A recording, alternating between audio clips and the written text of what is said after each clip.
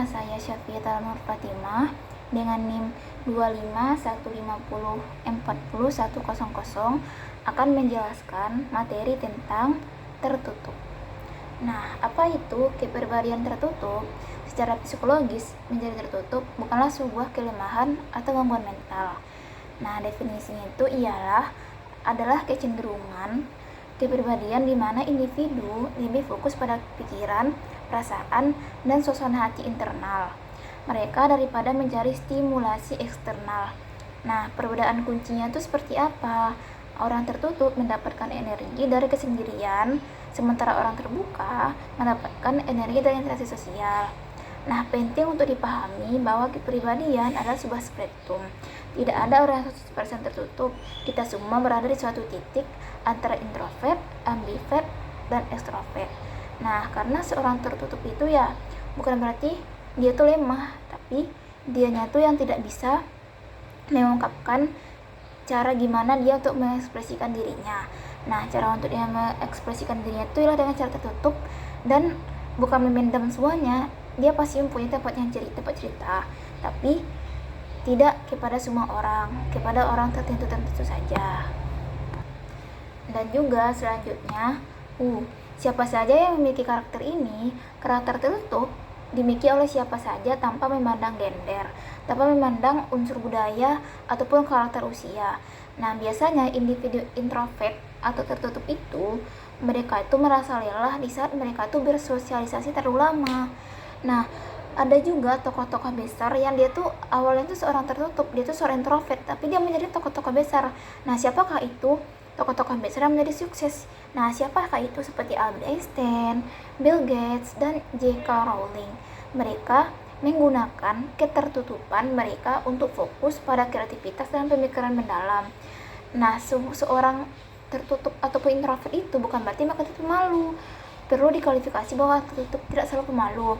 Pemalu berkaitan dengan rasa takut akan penilaian sosial, sedangkan tertutup berkaitan dengan preferensi energi dia gitu.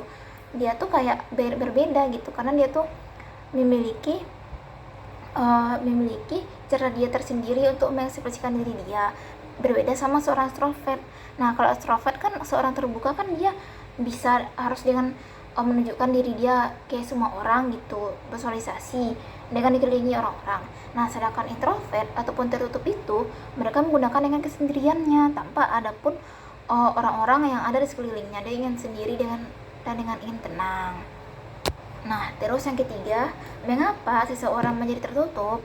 Nah, ingat nggak sih mengapa satu orang bereaksi berbeda terhadap keramaian dibanding orang lain? Nah, itu tuh biasanya juga pada namanya itu faktor biologis.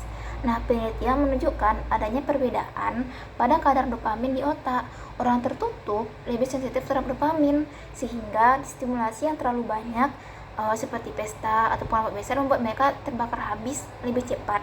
Nah, seperti mereka tuh memiliki energi tersendiri gitu. Di saat mereka sudah nge-charge energi mereka secara full, di saat mereka nanti pergi ke acara-acara yang ada event-event yang besar, mereka tuh bakal energi mereka tuh langsung habis gitu.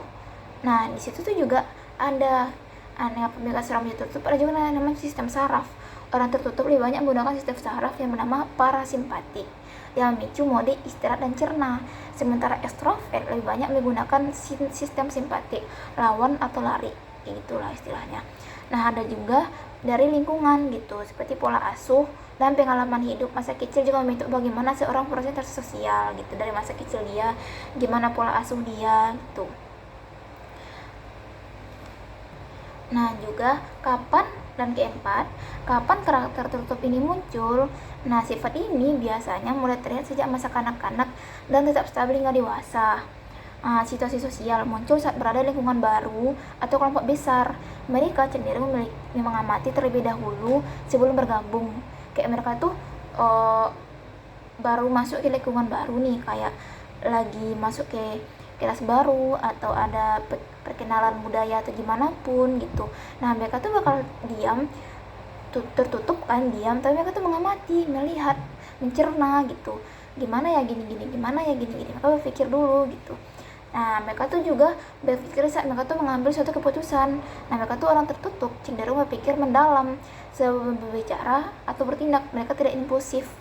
Mereka tuh kayak berpikir dulu sebelum berbicara, karena mereka mikir ada baik nggak ya aku bicarain, ada jahat nggak kalau aku bilang ini gitu. Jadi mereka tuh kayak berpikir dulu sebelum berbicara atau bertindak. Nah, mereka tuh memiliki juga namanya masa pemulihan. Karakter ini paling terlihat ketika seseorang membutuhkan me time setelah menjalani minggu yang sibuk untuk memulihkan kesehatan mentalnya. Seperti mereka tuh sudah kuliah nih, sudah kuliah dan 4 hari gitu kan. Nah, mereka tuh bakal ambil 1 hari, yang satu libur itu mereka tidak mau ada orang yang ganggu dia gitu. Di saat itu namanya me time. Itu dia tuh ngecas energinya, dia ngisi energi dulu biar nanti saat dia mau kuliah di esok hari ataupun menjalani hari-hari yang lain, dia bakal punya energi gitu. Kalau dia terus dipaksa terus, bakal susah gitu, dia bakal terus diam dan tidak akan ada interaksi sosial gitu, karena dia tuh harus mempunyai waktu tersendiri untuk ngecas sendiri dia gitu.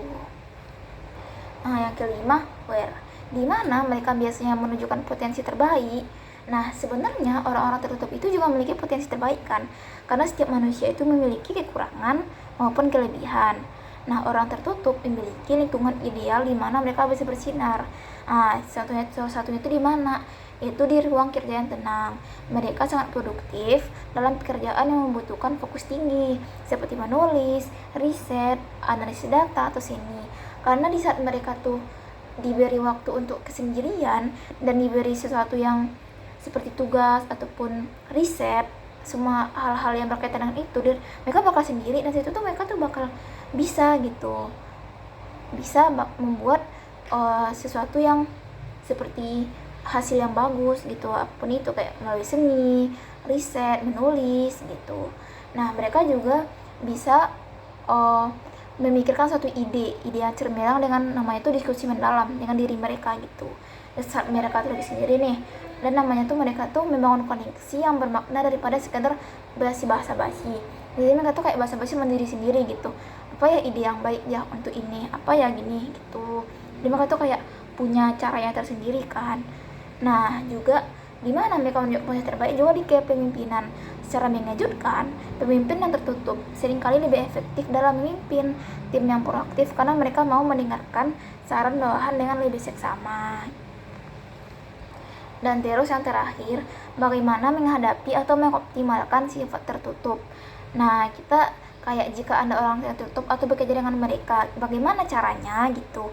Kalau bagi si tertutup, mereka harus menerima diri sendiri gitu. Mereka menerima bahwa diri mereka tuh tertutup, mereka menerima bahwa diri mereka tuh introvert gitu. Jangan memaksakan diri untuk menjadi ekstrovert, karena di saat mereka memaksakan, itu bakal menjadi sesuatu yang tidak mengenakan bagi diri mereka kan. Di saat mereka sudah jelas dia tuh introvert tapi dia memaksakan untuk menjadi extrovert, nah itu tuh tidak bagus gitu.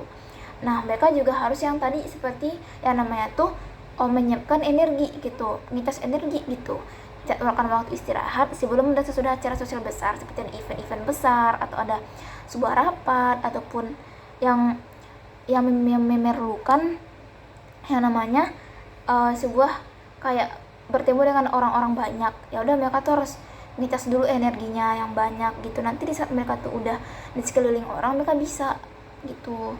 Nah, kalau mereka nggak bisa nih, kayak udah capek nih, nggak tahu gimana lagi, mereka bisa gunakan komunikasi tulisan, seperti mereka sulit nih bicara, ya udah gunakan email atau pesan untuk menyampaikan ide yang kompleks. Nah, kalau yang tertutup itu teman kita atau ada orang yang sekitar kita, nah beri dia ruang, jangan paksa dia untuk bicara di depan umum, beri dia ruang untuk kesendirian, jangan paksa dia untuk cerita, jangan paksa dia untuk mengekspresikan diri dia dengan keinginan kita, tapi beri dia ruang, beri dia waktu gimana dia tuh bakal bisa mengekspresikan diri dia. Nah, di saat ada seorang introvert nih bilang dia mau sendiri dulu, nah hargai keheningan dia gitu, karena keheningan bagi mereka bukan berarti mereka tuh marah atau sedih, melainkan sedang memproses informasi. Dan yang terakhir, bayangkan sebuah baterai.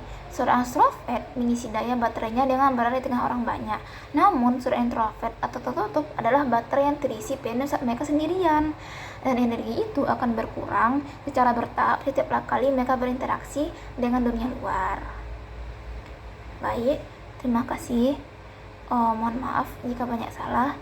Assalamualaikum warahmatullahi wabarakatuh.